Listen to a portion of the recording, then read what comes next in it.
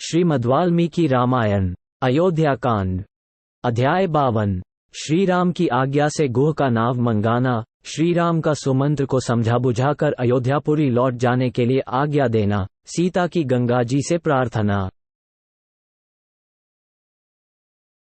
जब रात बीती और प्रभात हुआ, उस समय विशाल वक्ष वाले महायशस्वी श्रीराम ने शुभ लक्षण संपन्न सुमित्रा कुमार लक्ष्मण से इस प्रकार कहा। तात, भगवती रात्रि व्यतीत हो गई, अब सूर्योदय का समय आ पहुंचा है। वो अत्यंत काले रंग का पक्षी कोकिल कुहू कुहू बोल रहा है। वन में अव्यक्त शब्द करने वाले मयूरों की केकावानी भी सुनाई देती है। अतः सौम्य, अब हमें तीव्र गति से बहने वाली समुद्रगामिनी गंगा जी के पार उतरना चाहिए।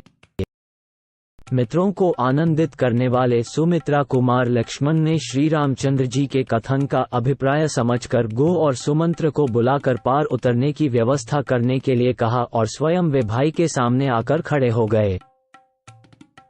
श्री रामचंद्र जी का वचन सुनकर उनका आदेश शिरोधार्य करके निषादराज ने तुरंत अपने सचिवों को बुलाया और इस प्रकार कहा। तुम घाट पर शीघ्र ही एक ऐसी नाव ले आओ जो मजबूत होने के साथ ही सुगमतापूर्वक खेने योग्य हो, उसमें डांड लगा हुआ हो, कर्णधार बैठा हो तथा वह नाव देखने में सुंदर हो। निषादराज गुह का वह आदेश सुनकर उसका महान मंत्री गया और एक सुंदर नाव घाट पर पहुंचाकर उसने गुह को इसकी सूचना दी। तब गुह ने हाथ जोड़कर श्री रामचंद्र जी से कहा, देव, यह नौक उपस्थित है, बताइए इस समय आपकी और क्या सेवा करूं? देव कुमार के समान तेजस्वी तथा उत्तम व्रत का पालन करने वाले पुरुष सिंह श्रीराम, समुद्रगामिनी गंगा नदी को पार करने के लिए आपकी सेवा में यह नाव आ गई है, अब आप शीघ्र इस पर आरूढ़ होइए। तब महातेजस्वी श्रीराम गुह से इस प्रकार बोले, है, तुमने मेरा सारा मनोरथ पूर्ण कर दिया, अब शीघ्र ही सब सामान नाव पर चढ़ाओ। ये कहकर श्रीराम और लक्ष्मण ने कवच धारण करके तरकस एवं तलवार बांधी तथा धनुष लेकर वे दोनों भाई जिस मार्ग से सब लोग घाट पर जाया करते थे, उसी से सीता के साथ गंगा जी के तट पर गए। उस समय धर्म के ज्ञाता भगवान श्रीराम के पास जाकर सारथी सुमंत्र ने विनीत भाव से हाथ जोड़कर पूछा, प्रभो, अब मैं आपकी क्या सेवा करूं? तब दशरथ नंदन श्रीराम ने सुमंत्र को उत्तम दाहिने हाथ से स्पर्श करते हुए कहा, सुमंत्र जी, अब आप शीघ्र ही पुनः महाराज के पास लौट जाइए और वहां सावधान होकर रहिए। उन्होंने फिर कहा, इतनी दूर तक महाराज की आज्ञा से मैंने रथ द्वारा यात्रा की है, अब हम लोग रथ छोड़कर पैदल ही महान वन की यात्रा करेंगे, अतः आप लौट जाइए। अपने को घर लौटने की आज्ञा प्राप्त हुई देख सारथी सुमंत्र शोक से व्याकुल हो उठे और इक्ष्वाकुनंदन पुरुष सिंह श्रीराम से इस प्रकार बोले, रघुनंदना, जिसकी प्रेरणा से आपको भाई और पत्नी के साथ साधारण मनुष्यों की भांति वन में रहने को विवश होना पड़ा है, उस दैव का इस संसार में किसी भी पुरुष ने उल्लंघन नहीं किया। जब आप जैसे महान पुरुष पर यह संकट आ गया, तब मैं समझता हूं कि ब्रह्मचर्य पालन, वेदों के स्वाध्याय, दयालुता अथवा सरलता में भी किसी फल की सिद्धि नहीं है। वीर रघुनंदना, इस प्रकार पिताक सत्य की रक्षा के लिए विदेहनंदिनी सीता और भाई लक्ष्मण के साथ वन में निवास करते हुए आप तीनों लोकों पर विजय प्राप्त करने वाले महापुरुष नारायण की भांति उत्कर्ष, महान यश प्राप्त करेंगे। श्री राम, निश्चय ही हम लोग हर तरह से मारे गए, क्योंकि आपने हम पुरवासियों को अपने साथ न ले जाकर अपने दर्शन जनित सुख से वंचित कर दिया। अब हम पापिनी कैकेयी के वश में पड़ेंगे और दुख भोगते रहेंगे।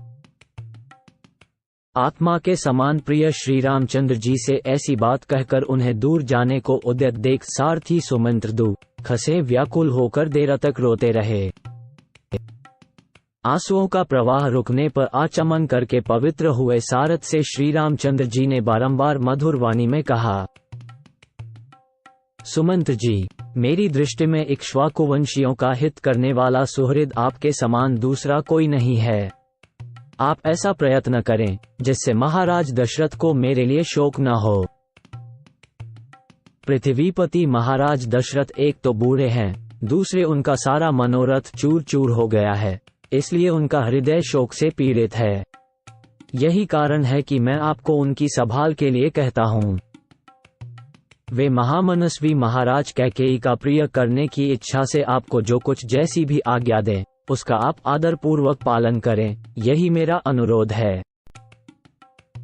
राजा लोग इसीलिए राज्य का पालन करते हैं कि किसी भी कार्य में इनके मन की इच्छा पूर्ति में विघ्न न डाला जाए।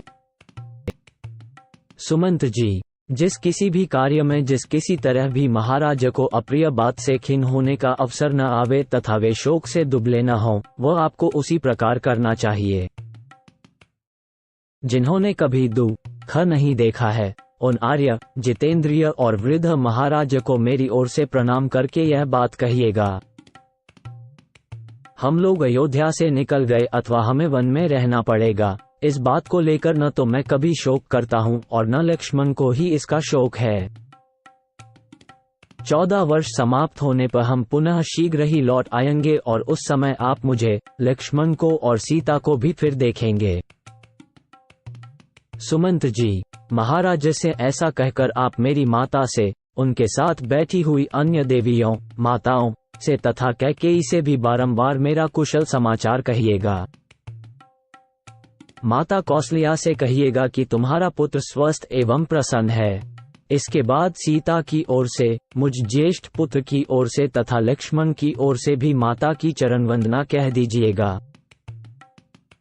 तदनंतर मेरी ओर से महाराज से भी यह निवेदन कीजिएगा कि आप भरत को शीघ्र ही बुलवा लें और जब वे आ जाए तब अपने अभीष्ट युवराज पद पर उनका अभिषेक कर दें। भरत को छाती से लगाकर और युवराज के पद पर अभिषिक्त करके आपको हम लोगों के वियोग से होने वाला दुख दबा नहीं सकेगा।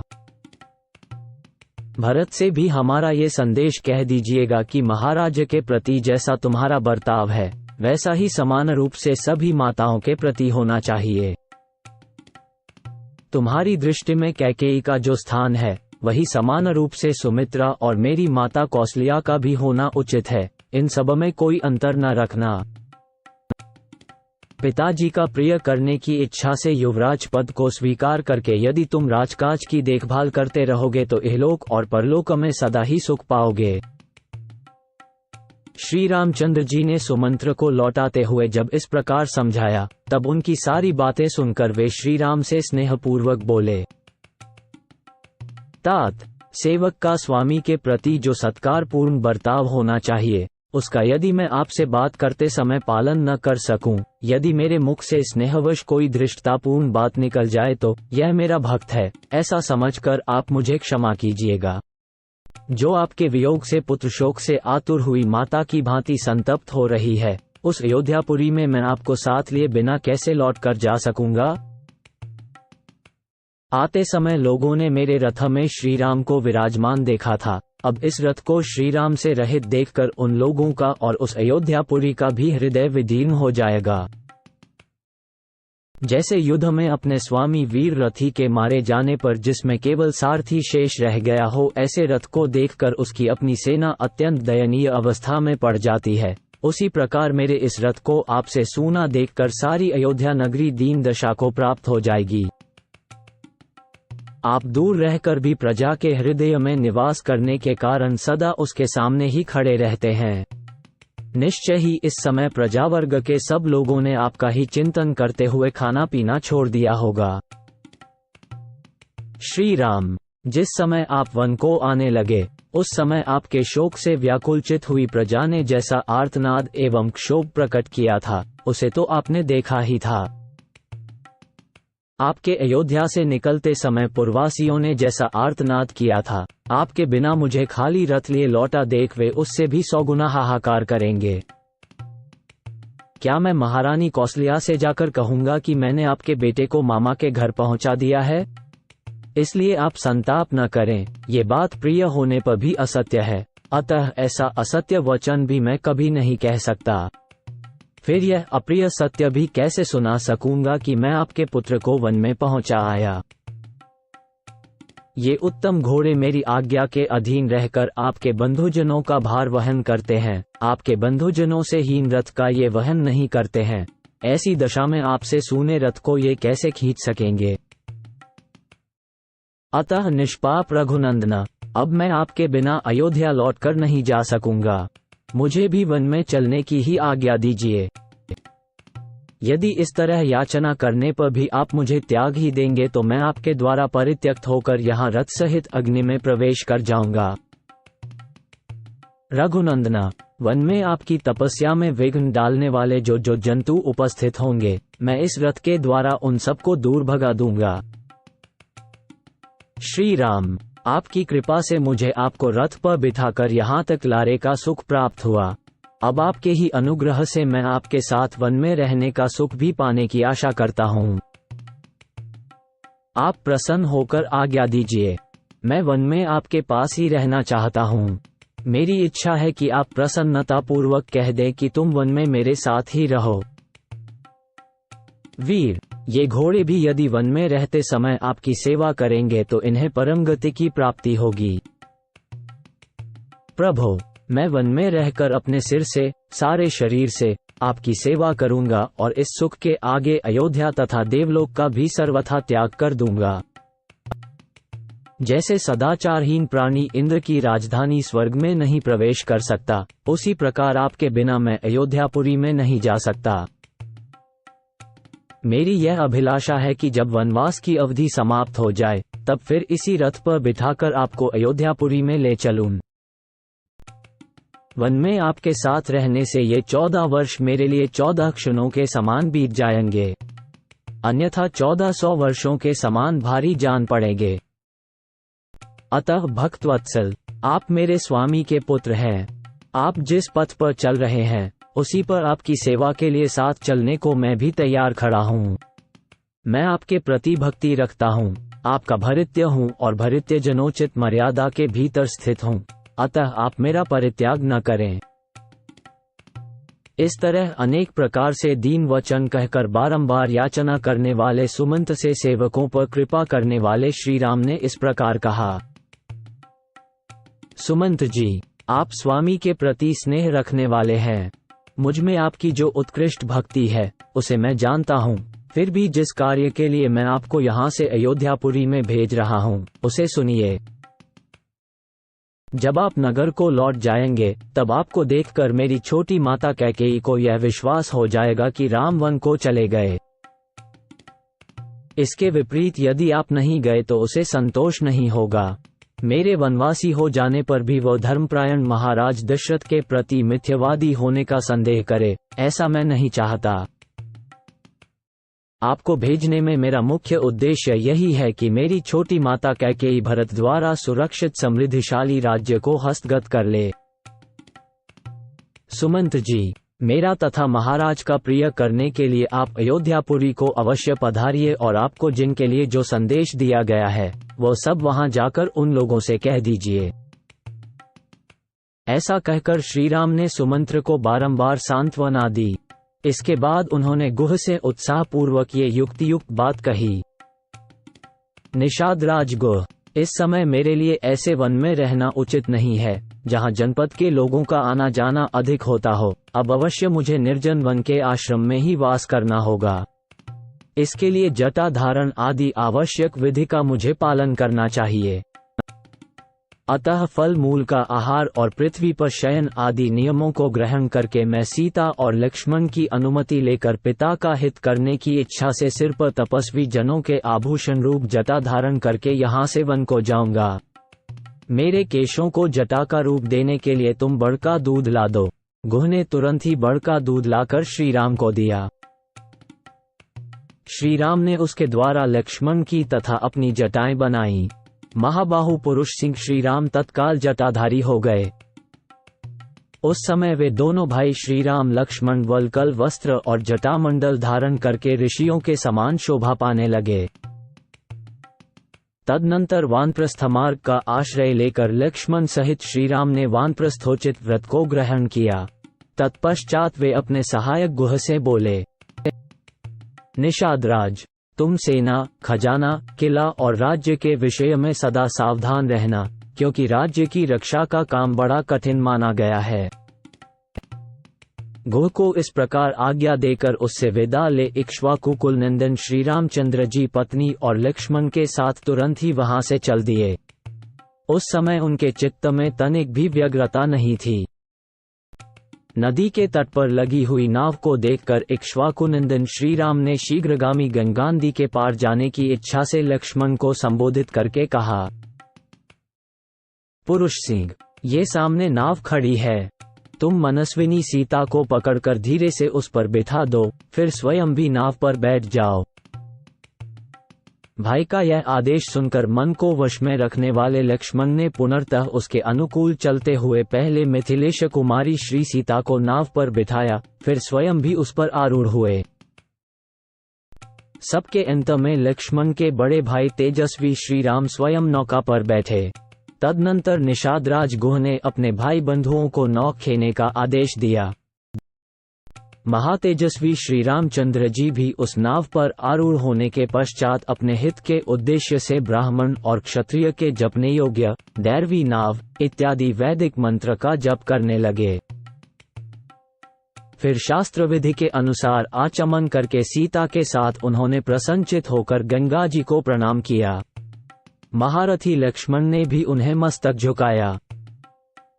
इसके बाद श्री राम ने सुमंत्र को तथा सेना सहित गुह को भी जाने की आज्ञा दे नाव पर भली भांति बैठकर मल्लाहों को उसे चलाने का आदेश दिया। तदनंतर मल्लाहों ने नाव चलाई। कर्णधार सावधान होकर उसका संचालन करता था। वेग से सुंदर डांड चलाने के कारण वह नाव बड़ी तेजी से पानी पर बढ़ने लगी। भागीरथी की बीच धारा में पहुंचकर सती साध्वी विदेहनंदिनी सीता ने हाथ जोड़कर गंगा जी से ये प्रार्थना की, देवी गंगे, ये परम बुद्धिमान महाराज दशरथ के पुत्र हैं और पिता की आज्ञा का पालन करने के लिए वन में जा रहे हैं। ये आपसे सुरक्षित होकर पिता की इस आज्ञा का पालन कर सकें, ऐसी कृपा कीजिए। वन में पूरे 14 वर्षों तक निवास करके ये मेरे तथा अपने भाई के साथ पुनः अयोध्यापुरी को लौटेंगे। सौभाग्यशालिनी देवी गंगे, उस समय वन से पुनः कुशल पूर्वक लौटने पर संपूर्ण मनोरथों से संपन्न हुई मैं बड़ी प्रसन्नता के साथ आपकी पूजा करूंगी। स्वर्ग, भूतल और पाताल तीनों मार्गों पर विचरने वाली देवी, तुम यहाँ से ब्रह्मलोक तक फैली हुई हो और इस लोक में समुद्राज की पत्नी के रूप में दिखाई देती हो। शोभाशालिनी देवी, पुरुष सिंह श्री राम जब पुनः वन से सकुशल लौटकर अपना राज्य प्राप्त कर लेंगे, तब मैं सीता पुनः आपको मस्तक झुकाऊंगी और आपकी स्तुति करूंगी। इतना ही नहीं, मैं आपका प्रिय करने की इच्छा से ब्राह्मणों को 1 लाख गौएं, बहुत से वस्त्र तथा उत्तमोत्तम अन्न प्रदान करूंगी। देवी, पुनः अयोध्यापुरी में लौटने पर मैं सहस्रों देव दुर्लभ पदार्थों से तथा राजकीय भाग से रहित पृथ्वी, वस्त्र और अन्न के द्वारा भी आपकी पूजा करूंगी। आप मुझ पर प्रसन्न हों। आपके किनारे जो जो देवता, तीर्थ और मंदिर हैं, उन सब का मैं पूजन करूंगी। निष्पाप गंगे, ये महाबाहु पाप रहित मेरे पतिदेव मेरे तथा अपने भाई के साथ वनवास से लौटकर पुनः अयोध्या नगरी में प्रवेश करें। पति के अनुकूल रहने वाली सती साध्वी सीता इस प्रकार गंगा जी से प्रार्थना करती हुई शीघ्र ही दक्षिण तट पर जा पहुंची। किनारे पहुंचकर शत्रुओं को संताप देने वाले नरश्रेष्ठ श्रीराम ने नाव छोड़ दी और भाई लक्ष्मण तथा विदेहनंदिनी सीता के साथ आगे को प्रस्थान किया। तदनंतर महाबाहु श्री राम सुमित्रानंदन लक्ष्मण से बोले, सुमित्रा कुमार, अब तुम सजन या निर्जन वन में सीता की रक्षा के लिए सावधान हो जाओ। हम जैसे लोगों को निर्जन वन में नारी की रक्षा अवश्य करनी चाहिए। अतः तुम आगे आगे चलो, सीता तुम्हारे पीछे पीछे चलें और मैं सीता की तथा तुम्हारी रक्षा करता हुआ सबसे पीछे चलूंगा। पुरुष प्रवर, हम लोगों को एक दूसरे की रक्षा करनी चाहिए। 94-96। अब तक कोई भी दुष्कर कार्य समाप्त नहीं हुआ है। इस समय से ही कठिनाइयों का सामना आरंभ हुआ है। आज विदेह कुमारी सीता को वनवास के वास्तविक कष्ट का अनुभव होगा।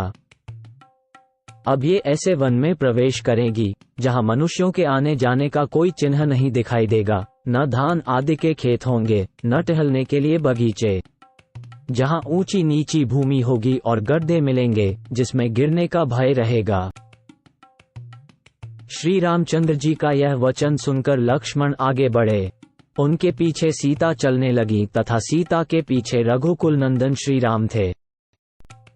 श्री रामचंद्र जी शीघ्र गंगा जी के उस पार पहुंचकर जब तक दिखाई दिए तब तक सुमंत्र निरंतर उन्हीं की ओर दृष्टि लगाए देखते रहे। जब वन के मार्ग में बहुत दूर निकल जाने के कारण वे दृष्टि से ओझल हो गए, तब तपस्वी सुमंत्र के हृदय में बड़ी व्यथा हुई। वे नेत्रों से आंसू बहाने लगे। लोकपालों के समान प्रभावशाली वरदायक महात्मा श्री राम महानदी गंगा को पार करके क्रमशः समृद्धिशाली वत्सदेश प्रयाग में जा पहुंचे, जो सुंदर धन धान्य से संपन्न था। वहां के लोग बड़े हृष्ट पुष्ट थे। वहां उन दोनों भाइयों ने मृगया विनोद के लिए वराह, ऋष्य, पृषत और महारुरु इन 4 महामृगों पर बाणों का प्रहार किया। तत्पश्चात जब उन्हें भूख लगी तब पवित्र कंद मूल आदि लेकर सायंकाल के समय ठहरने के लिए वे सीता जी के साथ एक वृक्ष के नीचे चले गए।